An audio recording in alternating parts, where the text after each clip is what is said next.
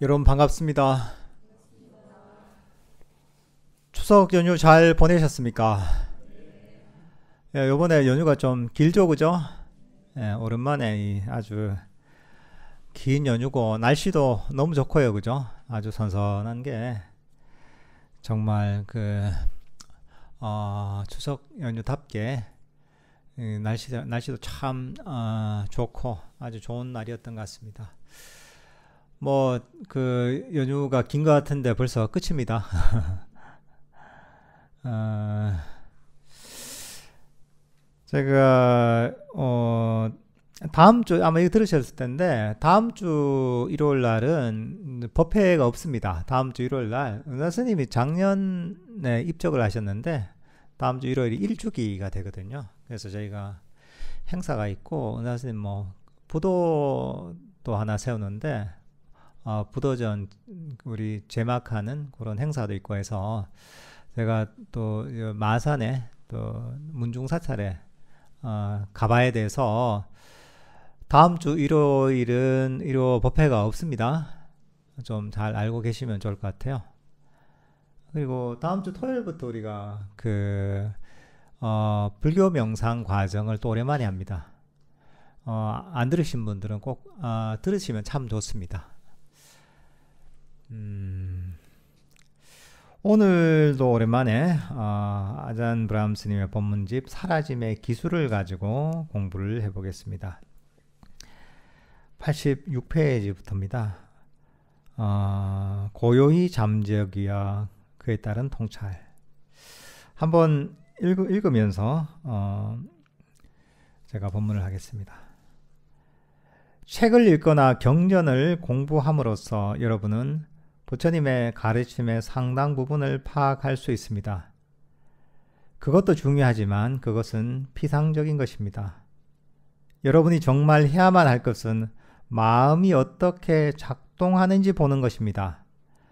좌절, 지루함, 산만함뿐 아니라 고요함과 같은 좋은 자질들이 어디에서 오는지 직접 체험을 통해 알 필요가 있습니다.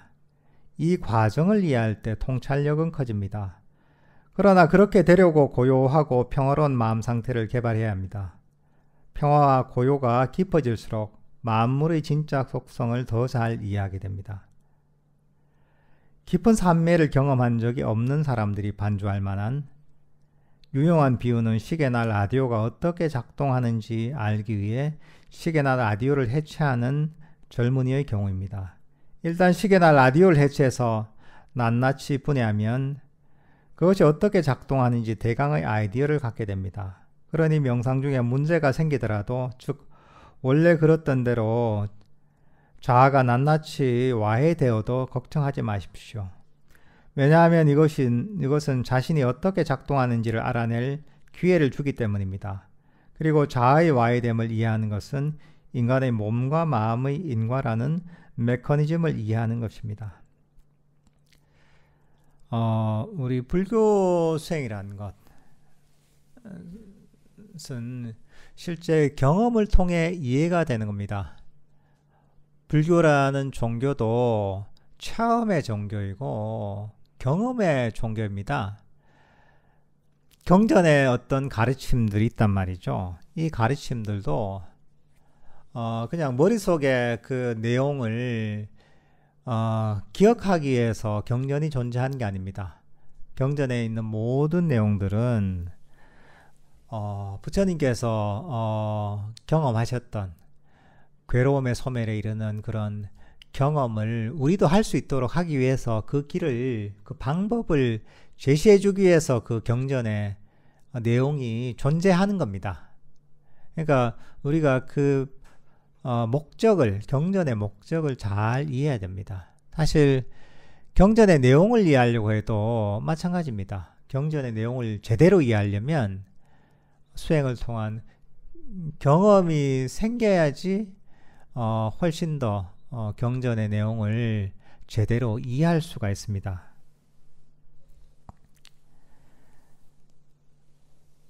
사실 우리가 수행을 하다 보면 이런저런 경험이 생깁니다.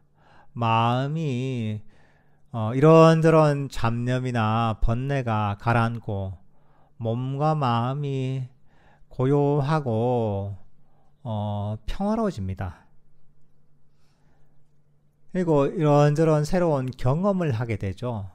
사실 이런 경험을 통해서 우리 마음이 어떻게 작동하는지를 이해하게 됩니다. 사실 우리가 다음 주부터 배울 불교 명상 과정에 있는 내용들이 어떻게 보면 마음의 어떤 작동 원리를 배운다고 할 수가 있거든요. 사실 그런 거를 알려고 해도 그냥 들어서만 그게 이해가 되는 게 아니죠.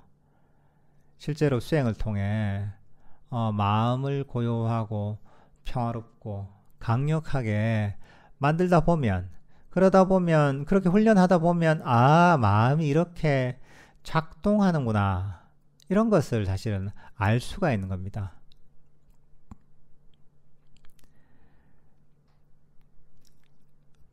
특히나 이 수행의 과정을 여러 가지로 표현할 수가 있지만, 이 수행의 과정은 이 우리가 배우고 있는 이 책의 제목처럼 이 사라짐의 과정이다라고도 할 수가 있습니다. 이 사라지는 것이 무엇이 사라지느냐? 우리가 짊어지고 있던 짐들이 사라지는 것이죠. 마음에 짊어지고 있던, 우리를 괴롭히던 짐들을 하나하나 내려놓는 과정이, 그래서 그 짐들이 사라지는 과정이 바로 불교 수행의 발전 과정입니다. 처음에는 그게 일시적으로 사라지고 나중에는 그게 영구적으로 또 사라지게 됩니다. 마음의 짐이 사라져 봐야지 이게 정말 나를 힘들게 만드는, 나를 괴롭히는 짐이었구나, 이걸 알게 되는 거죠.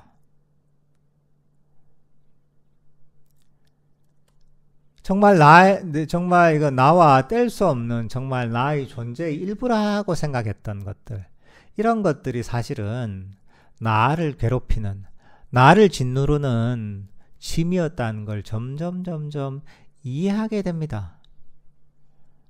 우리가 명상을 배울 때 과거도 버리고 미래로 버려 이러잖아요.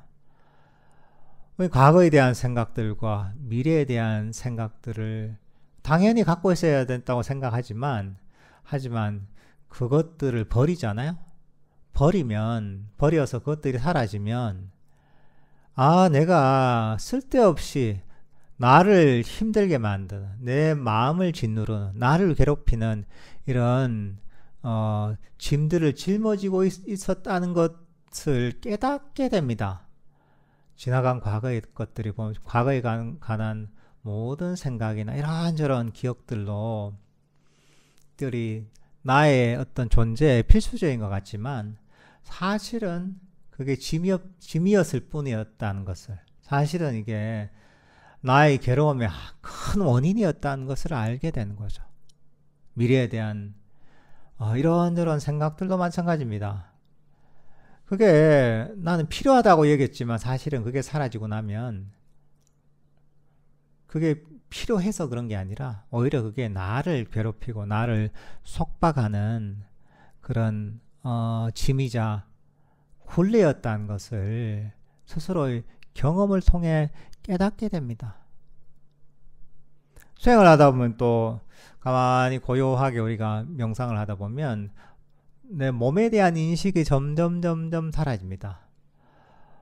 근데 몸에 대한 인식이 사라지잖아요. 우리 항상 몸을 갖고 살아가잖아요. 근데 수행을 통해서 몸에 대한 인식이 점점 사라지고 오감이 사라지다 보면 이게 문제가 생기는 게 아니라 오히려 우리는 더욱 평화로워지고 더욱 자유로워지고 행복해진다는 걸 느끼게 됩니다. 결국 몸이라는 것도, 감각이라는 것도 결국은 나를 속박하고 나를 괴롭히던 마음의 짐이었음을 알게 되는 거죠, 이게. 근데 사실 이거는 그냥 평소에는 생각으로 알 수 있는 게 아닙니다. 사실은 본인의 경험을 통해 알 수가 있는 거죠. 물속에서 태어나서 물속에 계속 있던 올챙이는 물 밖에 어떤 것인지 상상을 하지 못합니다. 왜? 물 속에만 있었기 때문에 물 밖에 어떤 세상인지 어떤 느낌인지 상상할 수가 없어요. 경험해보지 못했기 때문에 이해할 수가 없는 겁니다. 아무리 이해하려고 해도 이해가 안 되는 거죠. 제가 어디서 보면 어느 탈북자 그 얘기를 어디 들어본 적이 있는데, 이제 거기서는 특히나 시골이나 이런 데는 전기가 사실 거의 없다 보니까 평소에도 전기가 거의 없고, 당연히 밤이 되면 정말 사방이 칠흑같이 깜깜하다고 하거든요. 전기가 없어서. 그래서 이제 누가 한국에 남한에 가면은 밤새도록 길가에도 전기를 다 켜놓고, 저 서울시내 가면 불빛이 밤새도록 휘황찬란하다 이런 얘기를 누가 얘기를 하잖아요. 절대 안 믿는데요, 이게. 세상에 말이 되는 소리라. 그 전기를 그래 밤에 사람 다니는 데도 아닌데 길가에 왜 그거 켜놓고 있겠냐. 밤새도록 사람도 아닌데 왜 불을 켜놓고 있겠냐. 그게 이게 말이 되는 소리를 해라. 말도 안 되는 소리잖아. 그런답니다, 이게. 또 그런 거 있잖아요. 한국에 남한에 가면 남한에 차가 많아가지고 차가 엄청 막힌다고 이런 얘기 들으면 말도 안 되는 소리 하지 말라고. 세상에 그런 게 어딨냐요. 세상에 그 차가 평양을 가도 그런 차가 몇 대 없는데 말이 되는 소리냐고. 차가 막힌다는 게 어떻게 말이 되냐고. 그러면 집집마다 차가 있어야 되는데 그게 가능한 얘기냐고. 절대 안 믿는데요, 이게. 그러니까 이게 먼 얘기가 아니라 그런 세상을 진짜 경험하지 못한 사람은 다른 어떤 세상을 이해하지 못하는 거예요, 그냥 본질적으로. 그래서 경험하지 못하면 이해하지 못합니다. 수행이라는 것도 마찬가지입니다. 수행이라는 것도 경험하지 못하면 본질적으로 이해할 수가 없는 겁니다, 이게. 머리에서 상상하지만 항상 상상했던 거하고는 다른 거예요, 이게.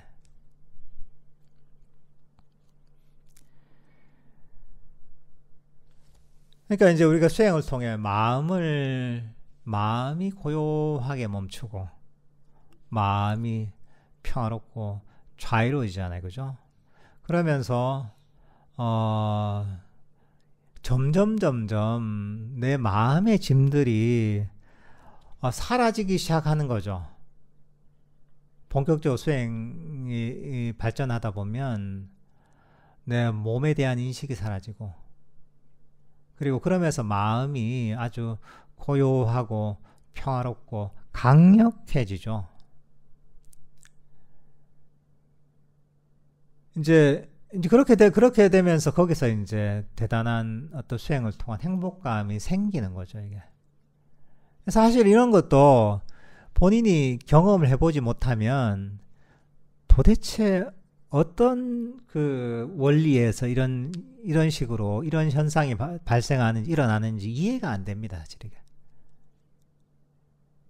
근데 경험을 하다 보면 이건 너무나 명백한 거거든요. 결국은 이걸 그렇게 해서 이제 마음이 그런 경험을 하고 강력한 마음 챙김이 생기잖아요. 그러면서 거기서 우리 몸과 마음에 대한 통찰과 이해가 사실은 폭발할 수가 있는 겁니다. 기존에 경험하지 못한 경험을 통해서, 그리고 기존에 어떤 정신 상태와 완전히 다른 강력한 마음 챙김의 상태에서 우리 몸과 마음에 대한 아주 깊은 통찰이 생길 수가 있는 겁니다. 이게.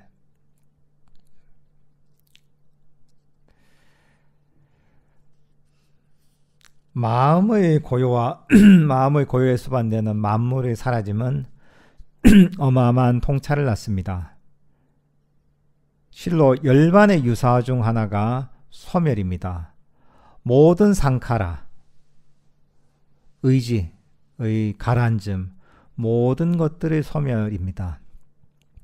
사바 상카라 사마타, 즉 모든 상카라의 가라앉음은 집중하기 좋은 개념입니다. 다시 말해 모든 상카라가 사마타, 멈추고 고요해지고 가라앉는 것, 그것이 열반입니다. 이 경우 상카라는 용어는 자신의 몸, 이 마음에 의해서 이미 생산된 결과, 즉 과거에 지은 업 때문에 여러분이 경험하게 되는 것입니다. 그러나 상카라라는 업의 쌓임을 초래하는 전체 과정을 말하기도 합니다. 즉 자신의 신구의를 통해 나타나는 의도된 행위를 말하기도 합니다. 이와 같이 상카라라는 말은 능동적인 면, 과거의 업의 결과로 드러나는 현재 상황에 대한 자신의 반응, 즉 새로운 업이 되는 것과 수동적인 면, 과거의 업의 결과로 드러나는 현재 상황 둘 다를 가집니다. 우리가 열반이라고 할 때, 니바나라고 할 때 그 어원이 뭐냐면 꺼지다라는 뜻입니다. 어떤 초가 있으면 초가 그 파라핀 그 연료가 다 하고 심지가 다 타면 그러면 불이 꺼지잖아요, 그죠? 그런 어떤 이 꺼지는 개념이 어떻게 보면 열반의 어원입니다, 이게. 그래서 열반의 어떤 다른 측면이 다른 설명이 어떻게 소멸이라는 거죠. 그럼 어떻게 소멸되는 것인가? 모든 쌍카라가 뭐냐 하면 색소상행식 할 때 행이잖아요, 그죠? 그러니까 이게 뭐냐 하면 모든 형성되는 걸 얘기하는 겁니다. 형성됨 또는 의지, 움직임, 이게 쌍카라라고 할 수가 있습니다. 이 쌍카라라는 것은 이제 과거의 업에 의해서 현재 그런 형성이 나타나기도 하고, 또는 현재 내가 어떤 상황에 처했을 때 내가 반응하잖아요. 그러면서 또 상카라가 형성이 되는 거죠. 예를 들면 대표적인 게 의지적이죠. 의지적인 어떤 의도적인 행위, 의지적인 행위, 이런 것들을 보면 쌍카라라고 할 수가 있고, 이런 형성이 일어나는 겁니다.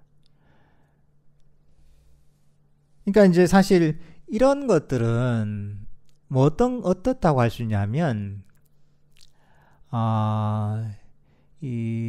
우리가 보면 가만히 있지 못하고 끊임없이 뭐를 쫓아가게 되는 거죠. 사실 사성제에서도 보면 집성제가 가래잖아요, 그죠? 가래의 본질이 뭐냐 하면 더 하면서 끊임없이 새로운 걸 원하고 쫓아가고 달려가는 거죠. 그렇게 끊임없이 달려가는 움직임, 쫓아가는 움직임이 어떻게 보면 쌍카라라고 할 수가 있는 거죠. 끊임없이 형성이 이루어지는 거죠. 근데 이거는 또 새로운 괴로움의 원인이 되는 것이고, 또 새로운 업을 형성하는 것이고, 그 업에 따라 다시 태어나는 것이고, 끊임없이 이게 윤회가 일어나는 거죠, 이게. 근데 여기서 얘기하는 사바상카라 사마타, 모든 형성이 소멸되는 건 뭐냐면 더 이상 어떤 것도 쫓아가지 않은 거죠. 이대로 멈추는 거죠. 근데 여러분들께서도 보면 왜 괴로움이 일어나는가 자신을 한번 살펴보면 끊임없이 더 하면서 새로운 것을 쫓아가기 때문에 본질적으로 괴로움이 생기는 겁니다. 그래서 가래가 괴로움의 원인이다라고 얘기하는 겁니다. 그리고 이 가래의 속성인 끊임없는 형성이 어떻게 보면 괴로움의 원인이다라고 얘기할 수도 있습니다. 더 하다 보면 우리가 어떻습니까? 더 내가 원하지만 원하는 바는 결코 채워질 수가 없는 겁니다. 욕심을 아무리 채워도 그 욕심은 채워지지가 않습니다. 새로운 욕심이 생깁니다.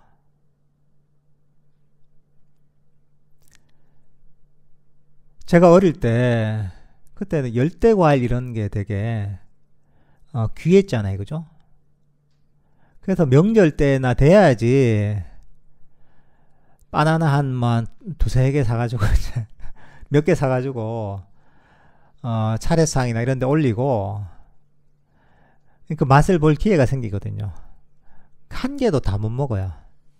한 4분의 1개 정도 갈라가지고 이제 요거 이제 명차례 지낼 때 그때야 돼야지 바나나 그거 먹을 수 있는 거예요. 이게 요만한 거고 그때 아마 파인애플도 한번 구경해보고 그랬던 것 같아요. 근데 근데 그때는 그렇죠. 어릴 땐 바나나 저거 하나만 먹었으면 참 내가 올 추석에는 만족하는데 한 개도 아니고 그 조금 잘라가지고 기통이 하나 먹으니까 성이 안 차죠. 그죠? 근데 요즘 같으면 어떻습니까? 바나나가 진짜 배가 터지도록 먹을 수 있죠. 그죠? 바나나가 너무 싸잖아요. 이게. 그게 또 먹거리가 너무 풍부하잖아요. 그죠? 그러니까 우리가 그렇게 지금 옛날에 비해서 먹거리가 풍부해지고 정말 식생활이 풍부해졌는데도 불구하고 끊임없이 새로운 맛집을 찾아다닙니다. 더 맛있는 데는 없나? 더 건강한 음식은 없나? 더 몸에 좋은 건 없나? 그래서 옛날보다 더 지금 음식을 찾아서 더 헤맵니다. 옛날보다. 그러니까 우리가 아무리 채워도 끝이 없는 거죠.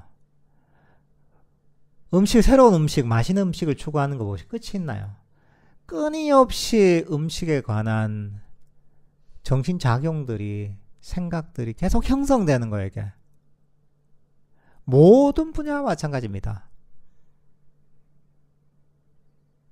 근데 그게 아니라 끊임없는 그런 달림이 멈춘다. 더 이상 나는 어떤 새로운 음식도 원하지 않는다.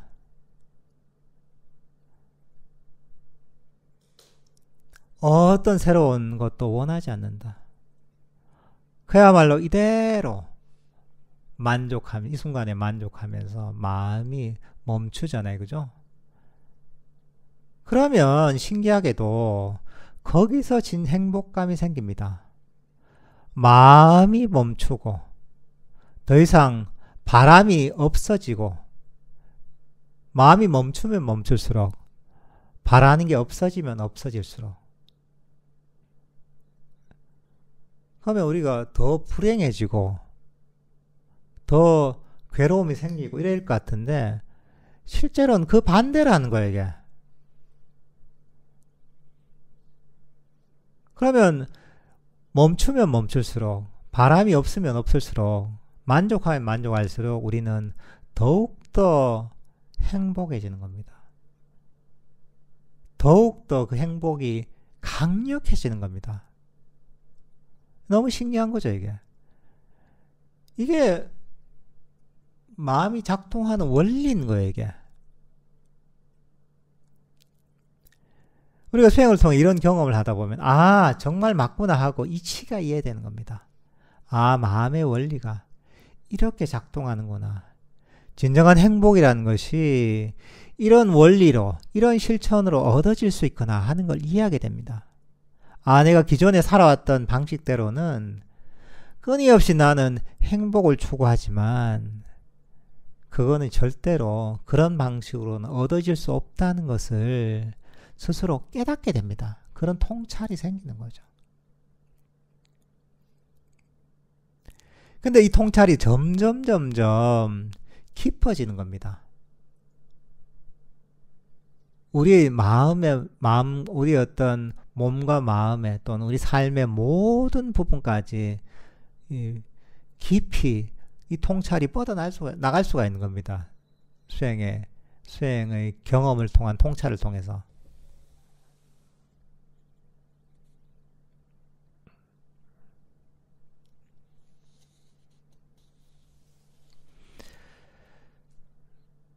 자신의 현재 상황이 원인들에 의해 생겨났음을 이해하면 여러분은 평화, 고요, 안도, 자유와 깨달음에 도움이 되는 그 인과 시스템을 작동시킬 수 있습니다.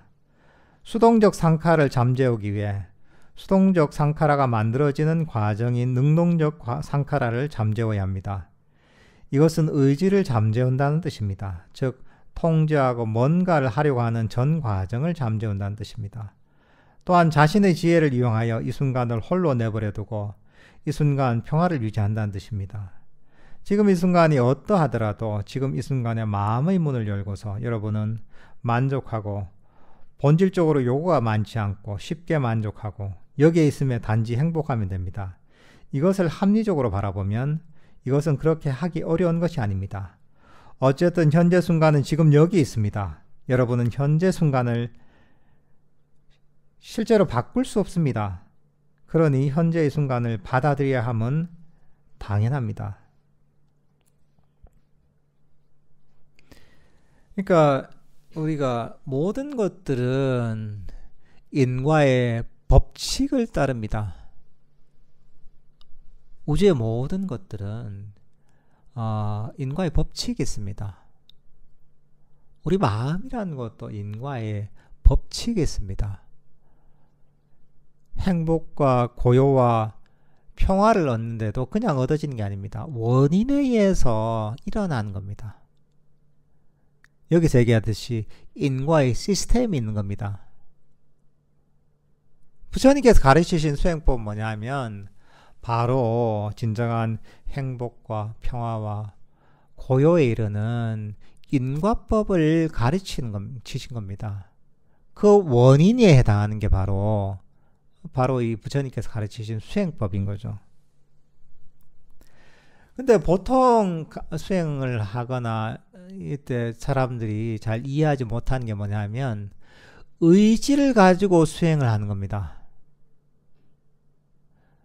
의지가 뭐냐면 내가 열심히 해야지, 내가 수행을 통해 결과를 얻어야지, 내가 깨달아야지, 내가 삼매를 얻어야지, 의지를 가지고 막 하는 거죠.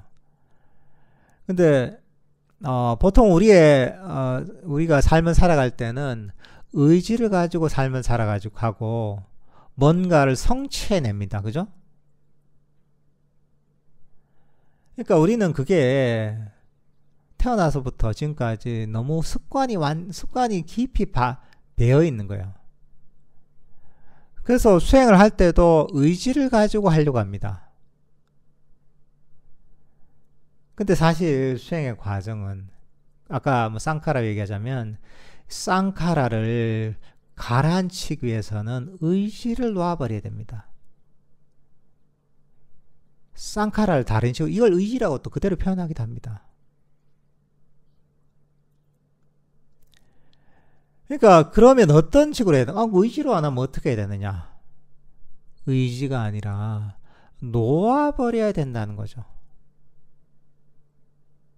그저 바람 없이 수행을 하는 거죠. 그저 수행을 하면서 이대로 현재 만족하는 거죠. 이 순간을 그냥 있는 그대로 받아들이는 거죠.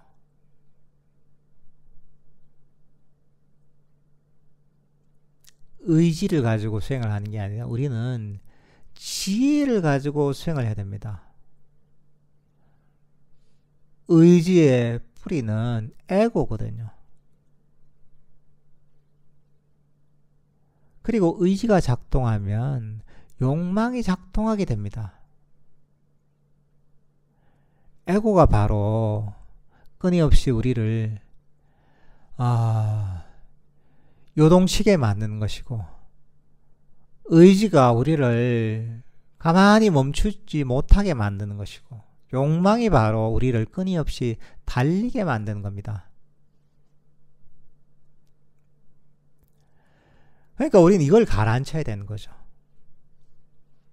가라앉히기 위한 좋은 방법이 뭐냐면 그대로 지금 이 순간 만족하는 거죠. 아무 바람 없이 그냥 수행하는 거죠. 어차피 현재 이 순간은 바꿀 수가 없는 거잖아요. 그죠? 근데 의지가 작동하면 이 순간을 받아들이지 않아요. 이거 말고 딴 거. 마음이 현재에서 벗어나게 돼요.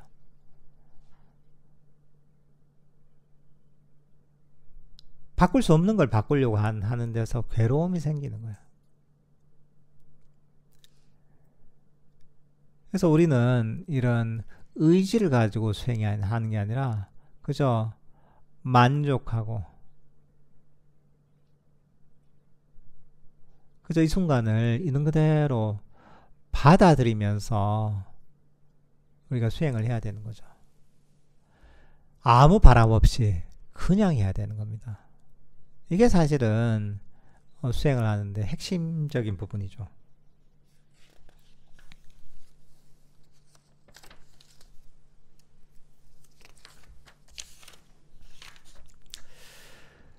여러분이 현재 이 순간과 싸우고 있다면 잘못을 저지르는 것입니다. 여러분은 의지를 부추겨서 의지가 더 강해지도록 하고 있는 것입니다. 강한 의지란 강한 에고, 자신이라는 생각이 더 강해지는 것입니다. 그러나 의지가 약해지면 에고는 줄어듭니다. 그리고 의지가 제거되면 자아는 고요해져서 자신의 큰 부분이 사라집니다. 자아라는 느낌이 사라짐을 무아, 아나타라고 합니다. 자아라는 느낌에는 두 가지가 있습니다. 먼저 본인이 타인의 견주어 스스로를 누구라고 생각한 느낌, 즉 외면적 자아입니다. 다음으로 더 중요한 것은 에고의 정수, 내면에서 본인 스스로가 진정 누구라고 생각하는 바로 그 자아라는 느낌입니다. 무아란 최종적으로는 나라고 하는 또는 자아라고 하는 모자를 걸어둘 수 있는 모든 것들이 완전히 사라지는 것입니다. 이것이 부처님께서 오직 극소수만이 사바상카라 사마타를 이해한다고 하셨던 이유입니다. 대부분 사람들에게 자아가 사라진다는 것은 무서운 일입니다.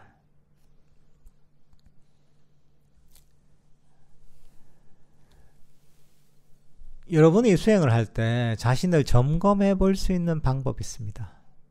제대로 하고 있는가? 제대로 안 하고 있는가? 자선하고 있는데 싸우고 있다면, 지금 자신과 싸우고 있다면 뭔가 잘못하고 있는 겁니다. 수행은 바로 마음에서 싸움을 멈추기 위해서 하는 겁니다.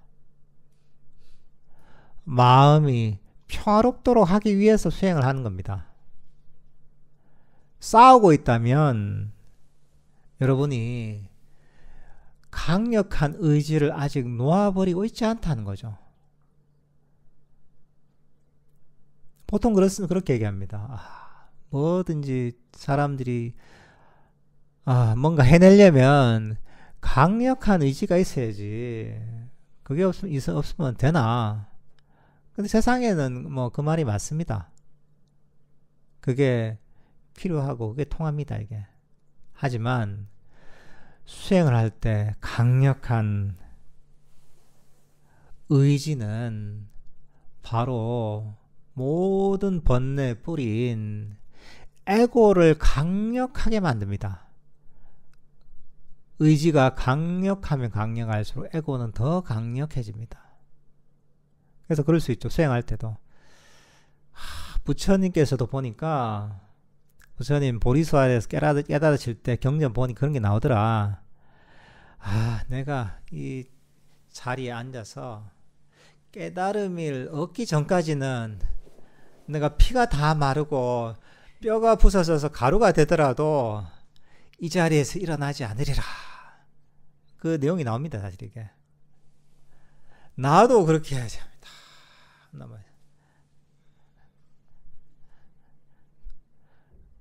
그러다가 병납니다. 근데 부처님께서 뭐 그런 건 뭐냐면 이게 좀 이해를 잘못한 거야. 의지와 욕심으로 하라는 게 아니에요.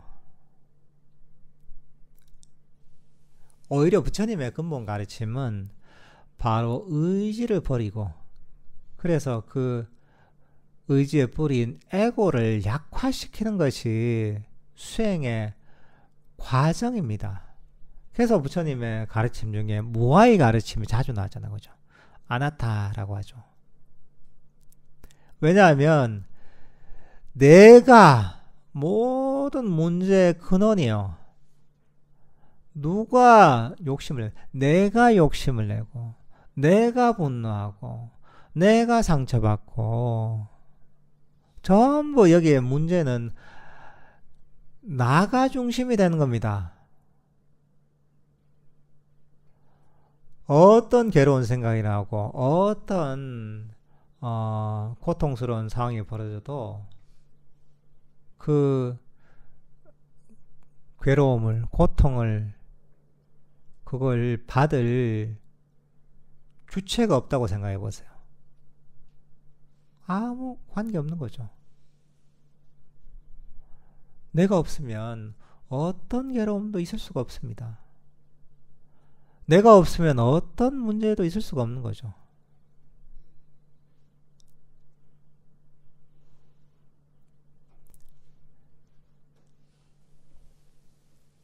예를 들면 뭐 영화 같은 거 보면 뭐 투명 인간 뭐 이런 그에 관한 영화가 있잖아요. 그죠? 그런 걸 소재로 해서 뭐 그런 영화에 따라서 어떤 경우에는 몸은 안 보이는데 총을 쏘면 뭐 맞는 경우 있잖아요. 그죠? 때리면 맞고. 근데 어떤 경우에는 실제로 투명해지면 그 어떤 뭐 총을 쏘든 뭐 칼로 찌르든 해도 그게 총알이 통과하고 칼이 그냥 그걸 허공을 통과하는 이런 투명 인간도 있잖아요. 그죠? 사실 우리가 자아관념이 약해지는 것, 이거는 점점 투명 인간이 되는 거하고 비슷합니다. 이게 예를 들면 우리가 이렇게 견고한 나라는 존재감이 있을 때는 만약에 몽둥이로 막 때리잖아요. 그럼 그대로 맞는 거예요. 이게 강한 강도로. 하지만 이게 반쯤 내가 이제 사라져 있다 하잖아요. 그러면 약간의 느낌은 있지만 반 정도의 고통밖에 없는 거예요. 근데 그게 아니라 완전히 내가 사라진다 이러면 몽둥이로 아무리 때려도, 총으로 아무리 쏴도, 칼로 아무리 찔러도 전혀 고통스럽지 않은 거죠. 무아에 대한 이해가 깊어지고 통찰이 깊어진다는 것은 사실 이런 의미가 있습니다. 결국은 이런저런 문제가 생길 수 있죠. 각자 괴롭다고 느끼는 것들이 다르죠. 그죠? 하지만 어쨌든 괴로움을 느끼는 건 내가 느끼는 겁니다. 근데 나라는 자아관념이 점점 약해지면 당연히 그 고통도 거기에 비례해서 점점 줄어드는 겁니다. 나중에는 고통을 전혀 받지 않게, 괴로움을 전혀 경험하지 않게 되는 거죠. 왜? 그 괴로움을 경험할 만한 주체와 존재가 없게 되니까 이게.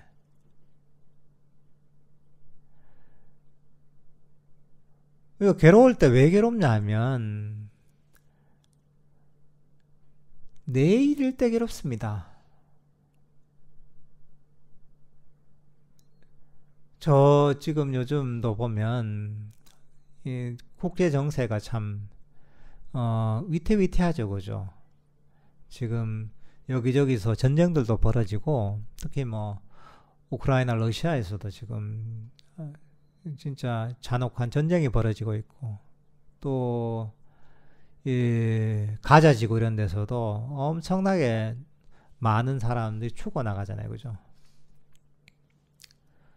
근데 그게 참 안타까운 일이지만 그렇게 사람들이 많이 죽어나가도 여러분이 그렇게 괴롭진 않습니다. 뉴스 들으면 아이고 안됐다, 전쟁이 빨리 끝나야지, 이 정도입니다. 왜? 내일이 아니거든요. 내일이 아니기 때문에 여러분이 그런 참혹한 전쟁이 벌어져도 엄청난 사람들이 죽어도 여러분이 별로 괴롭지 않은 겁니다. 근데 여러분들 자녀가 몸살 감기에 걸려 다 괜찮겠나? 그렇잖아 이게. 여러분 차가 접촉사고가 났다. 얼마나 스트레스 받아요. 핸드폰 새거 샀는데 오늘 바닥에 떨어뜨려 액정을 깨버렸다. 얼마나 괴로워요. 그러니까 그런 건 괴롭단 말이죠. 이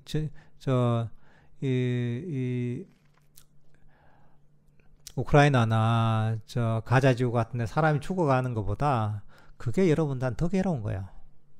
왜? 그거는 거기에는 그 물건에는 핸드폰이 하면 내가 투영되어 있는 거야. 내 건 거야 이게. 자아관념이 거기에 투영되기 때문에 그만큼 괴로운 겁니다. 내 거라고 하는 집착이 강하면 강할수록 거기서 더 큰 괴로움을 경험하게 되어 있습니다. 근데 어떤 일이 일어나도 여러분 몸과 마음이 여러분의 것이 아니다라고 여기면 이게 괴로울 이유가 없는 거죠, 이게.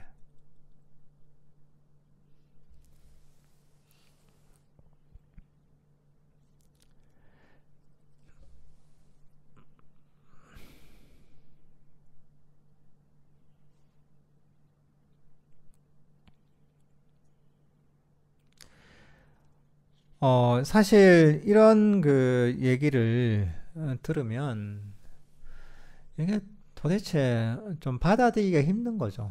왜? 우리는 뭐랄까 이제 흔히 그런 얘기를 많이 하잖아요. 자존감이 높아야 되고, 그죠? 뭐 그런 걸 굉장히 좋은 것으로 생각하잖아요. 근데 실제로 그런 측면이 있죠, 이제. 자존감이 낮은 것보다는 자존감이 높은 게 그 사람의 어떤 정신세계에 굉장히 도움이 되죠. 하지만 이건 불교 수행은 완전히 다른 차원이라는 거죠, 이게. 그 근원을 따져보면 바로 이 자아관념, 에고가 모든 문제와 괴로움의 뿌리라는 거죠. 사실 이거는 머리로 이해되지 않습니다. 아니 뭐 내가 사라지면 뭐 수행을 말로 해. 나도 없는데 뭐 수행해서 뭐 하나. 그런 얘기도 하잖아요, 그죠? 아니 자아가 없다고. 자아가 없으면 수행을 해서 깨닫는 존재도 없겠네. 그죠? 수행을 해서 삼매를 얻는 존재도 없겠네. 통찰이나 지혜를 얻는 존재도 없겠네. 말이 맞죠, 그게. 이치적으로 보면. 근데 뭐냐 하면 경험은 다른 얘기를 해주는 거예요.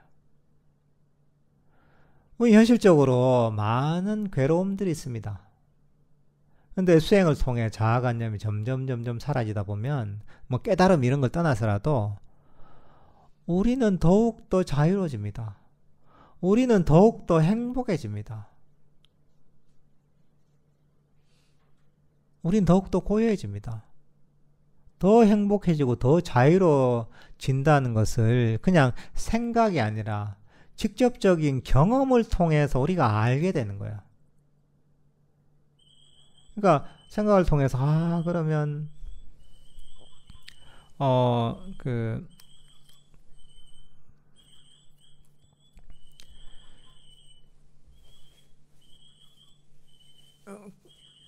근데 이제 그러면 뭐 이게 좋다고 하면 그래 수행을 할 때 나는 그래 이 열반의 의미가 소멸이라고 하니까 나는 소멸돼야지 다시 안 태어나야지.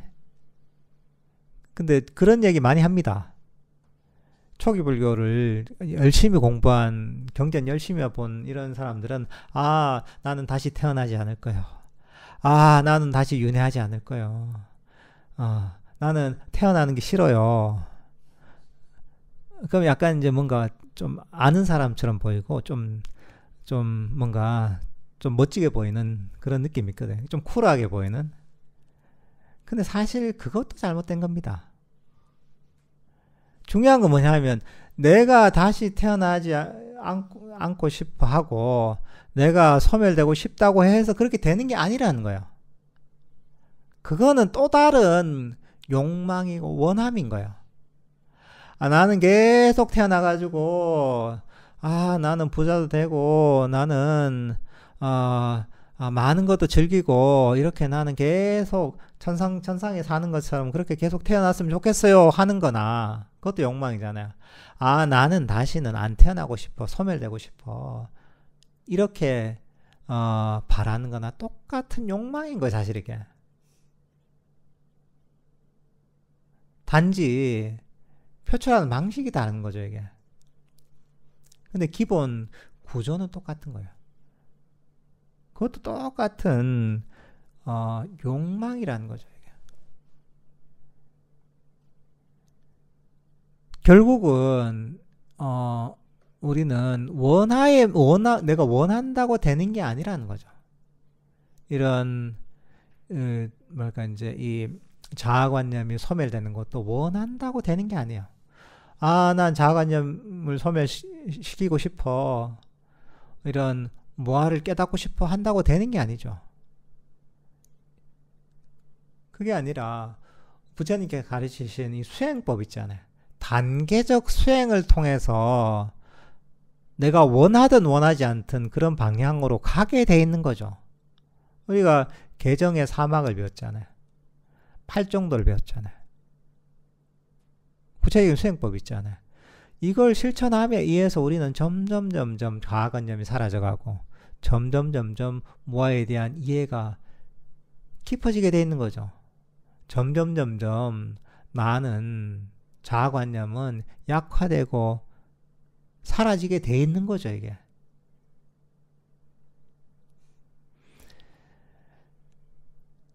그러니까 우리는 뭔가 방향은 알지만 뭔가를 바란다고 되는 게 아니라 중요한 건 내가 이 순간에 실천해야 될 바를 실천하면 되는 거죠.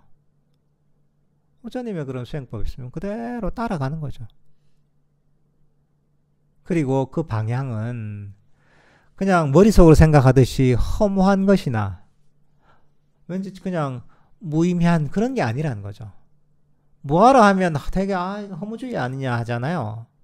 그거는 그냥 생각으로 그걸 판단하다 보니까 그렇게 느껴지는 것이고 실제의 경험은 완전히 다른 거죠. 실제의 경험은 그 삶이 더욱더 행복해지고 충만해지고 자유로워지는 방향이라는 거죠. 그래서 수행을 통해 이런 걸 점점 개발하다 보면 그 방향을 알 수가 있게 되는 거예요. 작동하는 인과의 법칙을 알게 되는 거예요. 그러면 이게 정말 나를 정말 좋은 쪽으로 이끌고 가는구나. 정말 나를 진정으로 행복한 방향으로 자유로운 방향으로 이끌고 가는구나. 이거를 알게 되는 거죠.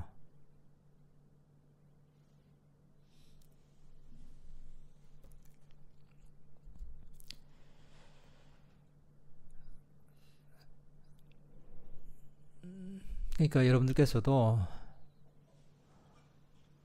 뭐하다 이렇게 한다고 해서 이게 불교의 가르침이 되게 좀 허무한 가르침이다 이렇게 생각하지 않아야 됩니다. 너무나 이 가르침은 현실적인 가르침입니다. 왜? 얼마나 현실적? 우리에게서 괴로움을 없애주잖아요. 우리를 실질적으로 행복하게 만들어주잖아요. 이보다 현실적인 게 어디 있어요? 가장 현실적인 가르침입니다. 그게 뭐냐 하면 이런 수행은 마음의 모든 괴로움을 없애니까 요즘 사람들이 얼마나 많이 괴로워합니까? 마음의 병들도 많잖아요. 전부 괴로움이잖아요. 그런 마음의 병들도 치유하는 강력한 효과가 있습니다. 왜? 불교 수행은 원래 괴로움을 없애는 게 그 기능이에요, 원래. 괴로움을 근본적으로 없애는 게 불교 수행의 효과예요. 그보다 현실적인 게 어디 있어요? 우리 마음의 괴로움을 없애고 마음을 치유하고 행복하게 만드는 것. 사람들이 이걸 다 원하잖아요. 왜 열심히 삽니까? 왜 추석 연휴 기간에 해외여행 가고 어디 놀러 가고 맛있는 것도 먹습니까? 행복하게 살려고 다 그러는 거예요, 이게. 왜 직장에 열심히 다닙니까? 직장 다니면서 돈 벌어서 행복하게 살려는 거예요, 이게. 왜 결혼을 하고 왜 자녀를 갖고 취미를 갖고 합니까? 결국은 그게 나를 행복하게 만들어 줄 것이라고 생각하니까 그렇게 하는 겁니다. 근데 내가 원한다고, 이 모든 게 마찬가지죠. 내가 행복을 원한다고 얻어지지 않는다는 거야.